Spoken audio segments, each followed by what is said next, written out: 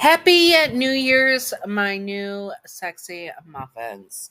Hello, it is officially, I'm pre recording this above the first, but this is the video that will be posted on the first day of the new year. It is 2025.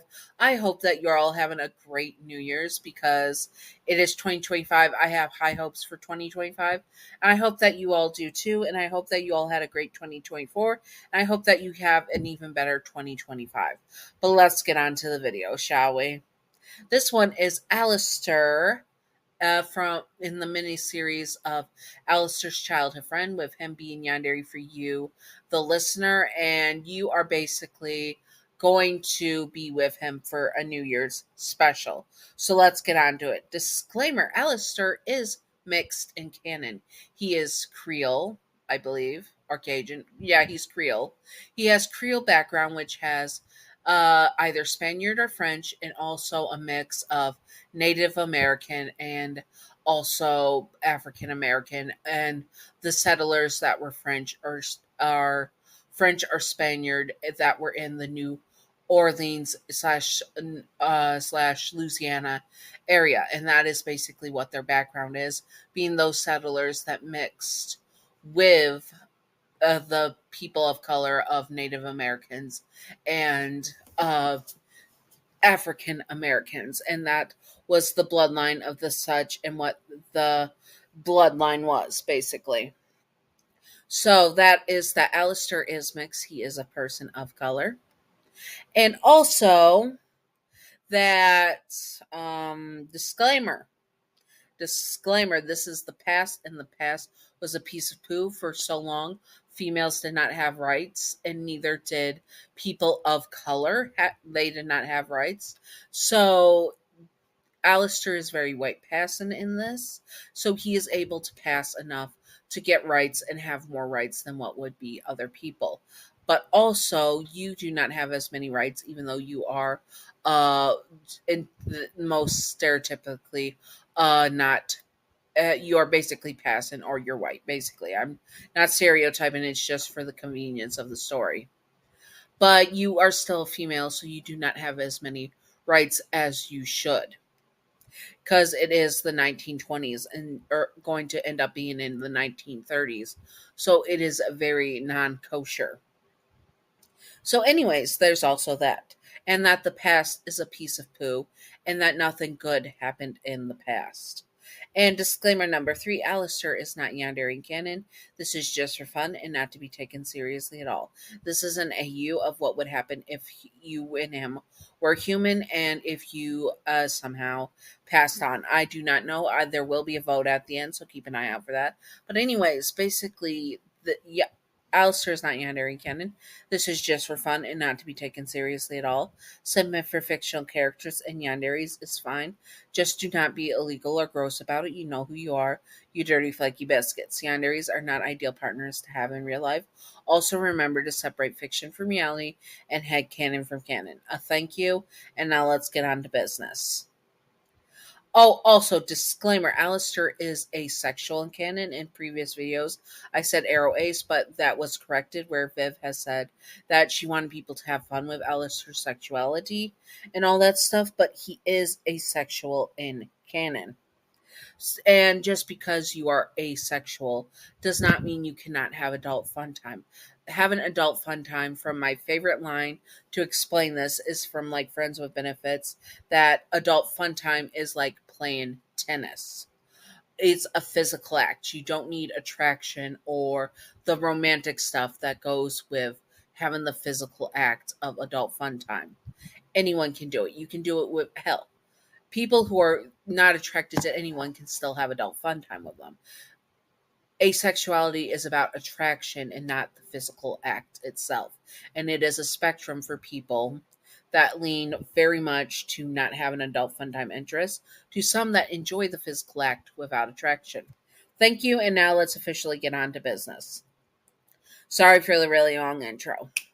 You and Alastor were officially an item, and it was happy for you and him, and he was having an office party at his job as a radio host. You, of course, being Alastor's significant other wanted to go and support him at his job. So you were led in by his arm to the radio station party. It was big, it was glam, it was everything that Alastor has worked for.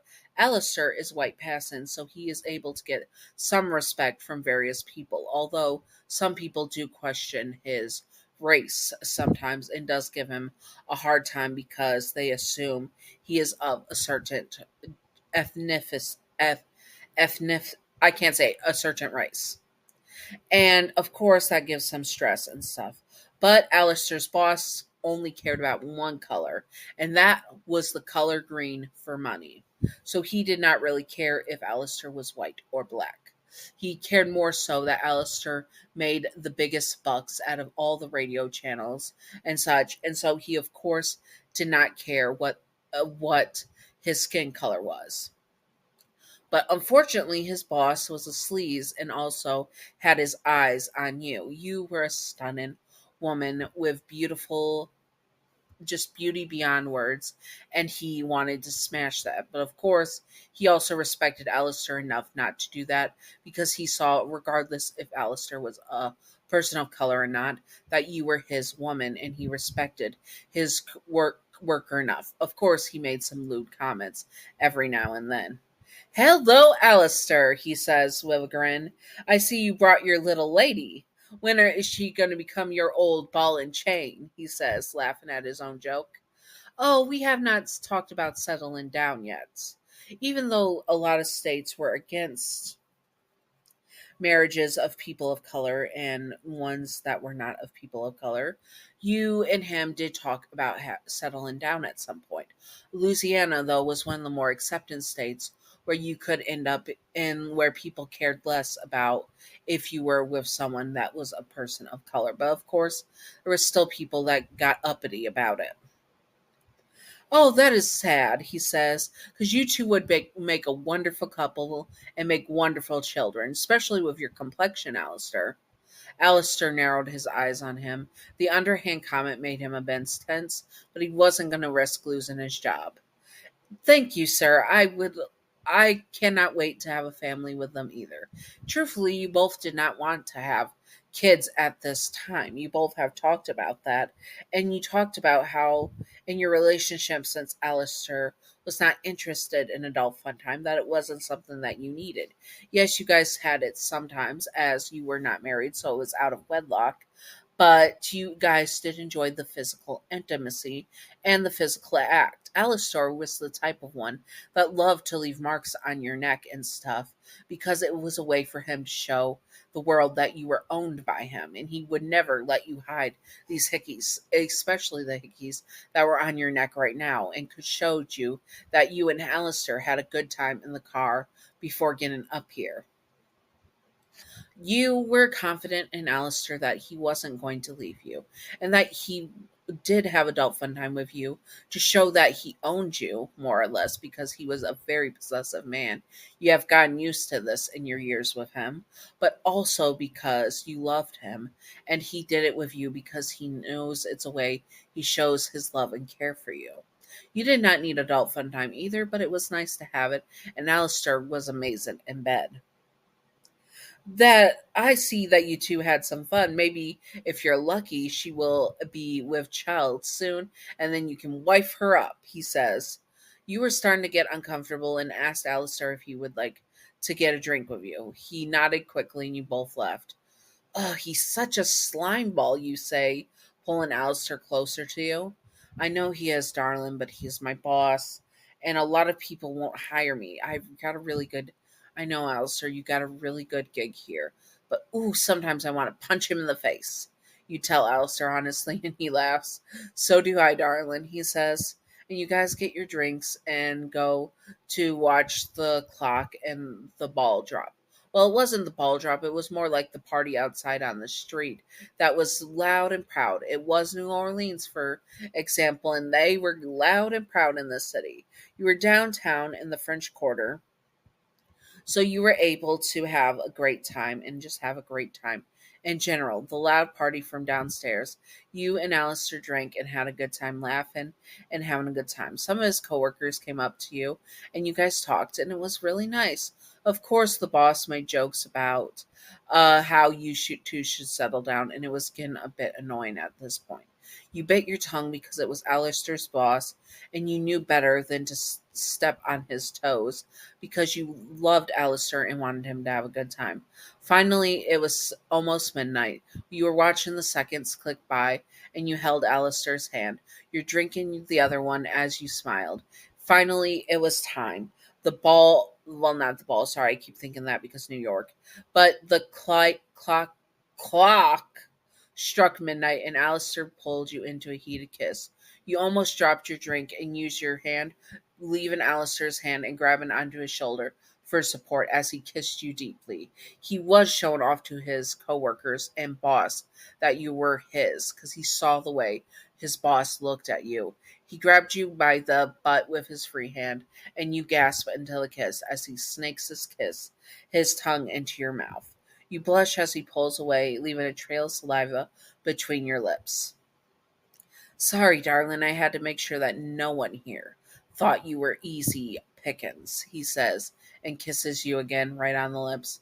You say, and blush as soon the party died down, and Alistair said he had an early day tomorrow, so he wanted to get home with you. You two left, and he kissed you on the cheek once in the car.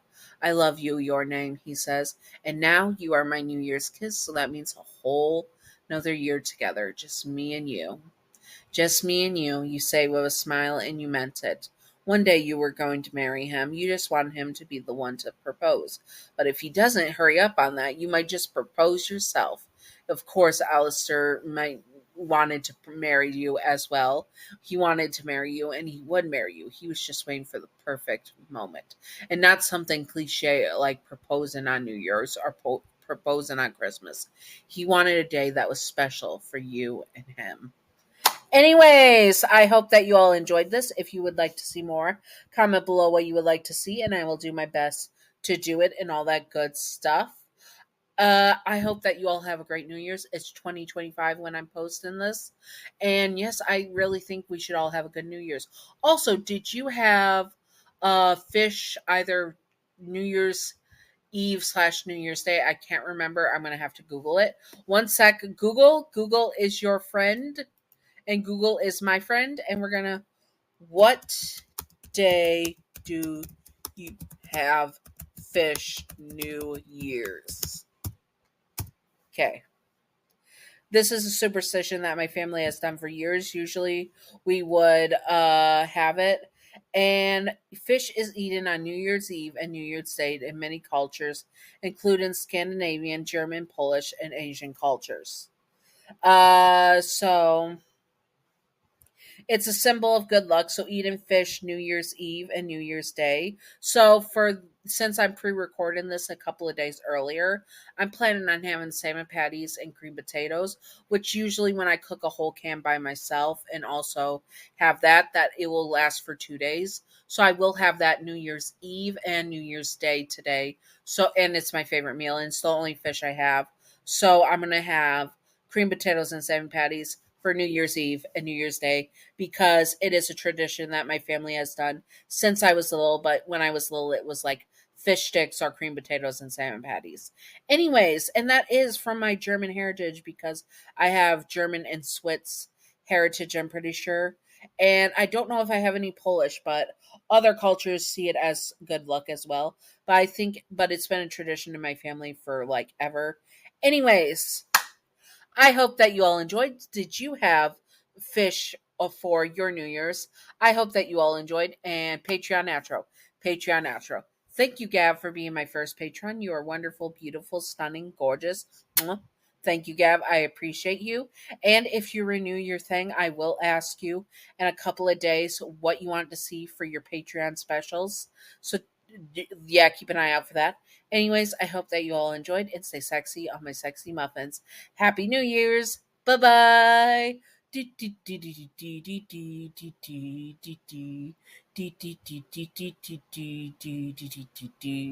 Secret out your time, secret out your time, secret out your time, secret out your with a baseball bat. What so for the secret outro, instead of a question, it is a kind of statement. My mom is a New Year's baby, which today is her birthday. She was born January 1st. Year will be remained out of the noise, but she's a January 1st baby. So tell me, are you a January 1st baby? And if not, what is your New Year's resolution? My New Year's resolution is just to try to be nicer and keep up on hygiene and stuff, because depression and espresso depresso is hard to do. Maintain self-care like brushing hair, brushing teeth, and keeping the house spotless, because my landlord is a piece of poo. So I'm going to try to do that this year. What is your New Year's resolution? Comment below and stay sexy on my sexy muffins. Bye bye.